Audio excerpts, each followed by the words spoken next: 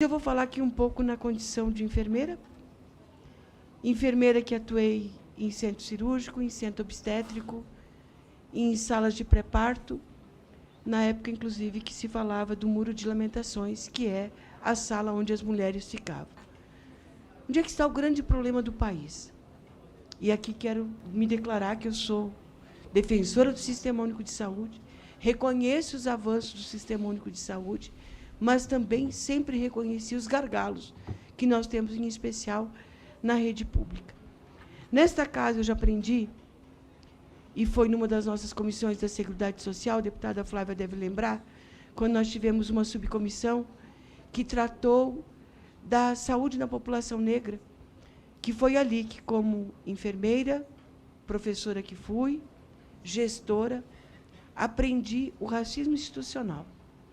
Aprendi que as nossas mulheres negras morrem mais que as brancas, porque nós, nas instituições de saúde, dedicamos menos tempo de atenção àquela mulher dentro das nossas casas, dentro das nossas maternidades, públicas ou privadas.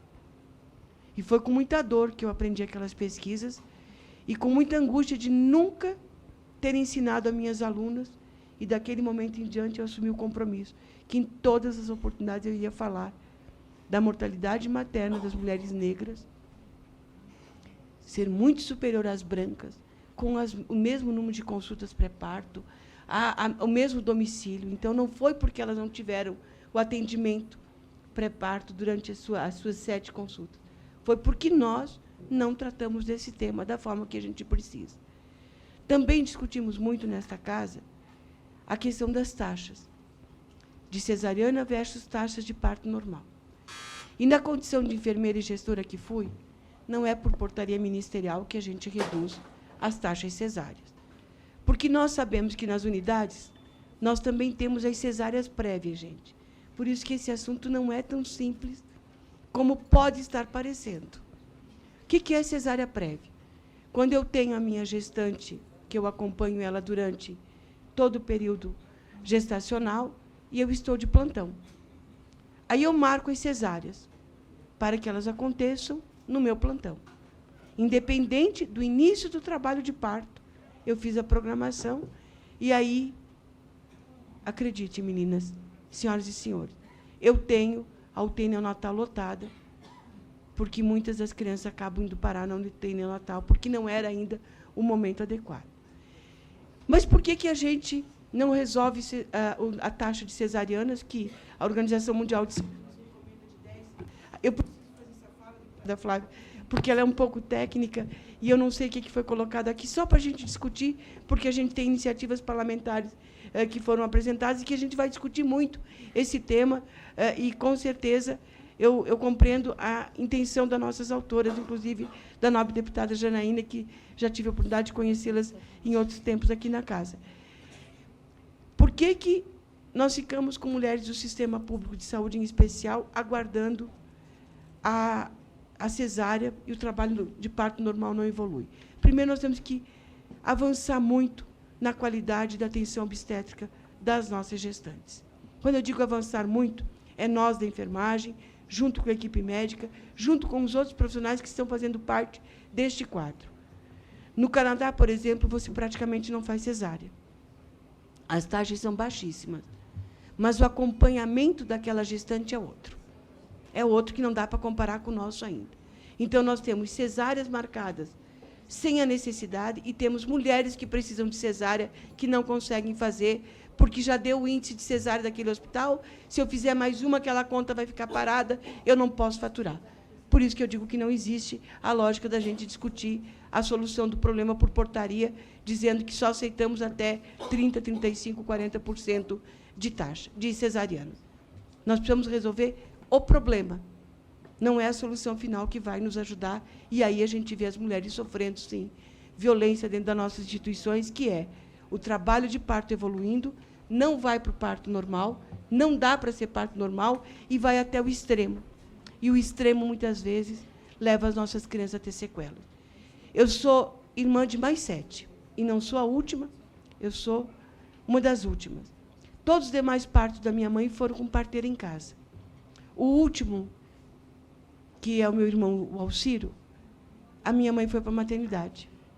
E ela dizia, está passando da hora. Está passando da hora. E a mãe não teve cesárea naquela época, há 50 anos atrás.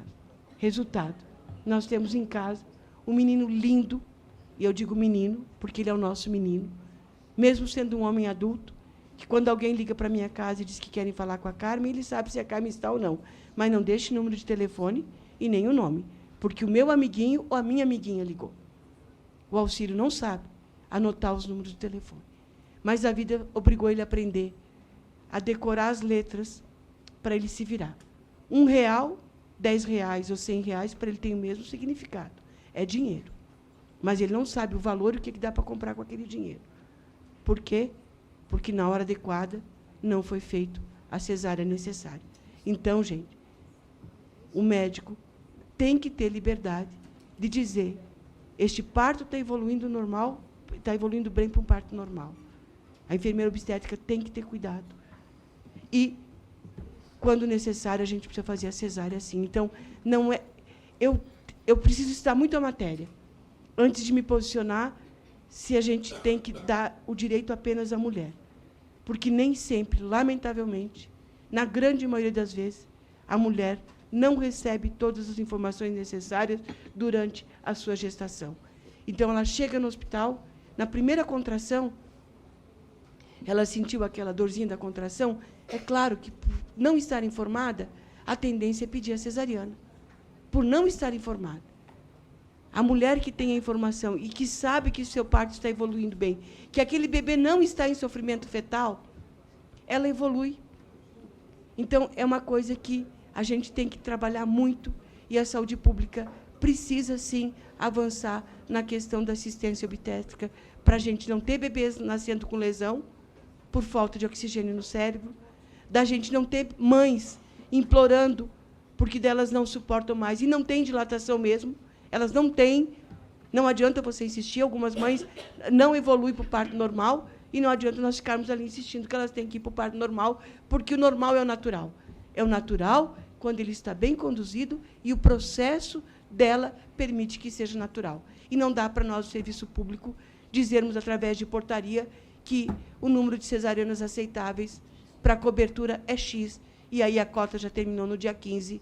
Fique aí, no muro de lamentações, que a gente não quer mais nem esse termo dentro das nossas maternidades. Queremos maternidade com qualidade, mães assistidas durante a sua gestação e assistidas durante todo o trabalho de parto e pós-parto, porque só assim nós vamos ter uma população mais saudável, mães mais felizes, porque elas estão orientadas. Então, não vou me posicionar neste momento com relação ao texto, mas queria fazer esse registro, que este tema não é um tema simples, gente. É um tema complexo, que, sim, precisamos dos médicos. Não existe possibilidade de nós imaginarmos que a gente vai ter todas as mães acompanhadas por doulas. Precisamos discutir, inclusive, o risco de alguns partos domiciliares. E aí eu tenho um exemplo claro para dizer o que é um bebê que sai de uma casa correndo e vai parar numa UTI. E a mãe era orientada, a mãe era informada, a doula era qualificada. Mas não adianta, gente. Risco, ele existe e está presente, e a família precisa saber todos os riscos para tomar a sua melhor decisão. Obrigada por estarem aqui.